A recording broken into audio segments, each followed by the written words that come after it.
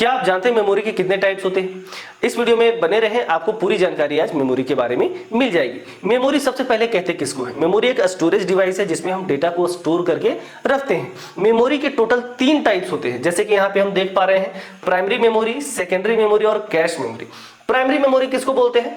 Primary memory में RAM and रोम जैसे memories आ जाते हैं। रैम किसको बोला जाता है? वैसी मेमोरीज जो कंप्यूटर को प्रोसेस करने में मदद करे, कंप्यूटर के प्रोसेसिंग में मदद करे, उसको हम लोग प्राइमरी मेमोरी के कैटेगरीज में रखते हैं। जबकि वैसे मेमोरी जो हमारे डेटा को स्टोर करे, बड़े बड़े डेटा को स्टोर करने के काम आए, उसको हम लोग सेकेंडरी मेमोरी बोलते हैं। जैसे कि पेन ड्राइव, हार्ड डिस्क, जो यहाँ पे आपको नजर आ रहा है हार्ड डिस्क, वो हार्ड डिस्क या पेन ड्राइव या मेमोरी कार्ड्स वगैरह, ये सारा जो है वो सेकेंडरी मेमोरी के अंदर आता है। अब ये बचा तीसरा टाइप जो कि है कैश मेमोरी। ये क्या होता है? तो वैसा मेमोरी जो कंप्यूटर के प्रोसेसिंग के दौरान प्रोसेसर सबसे पहले डेटा ढूंढने के लिए जहां जाता है, वो मेमोरी कैश मेमोरी है।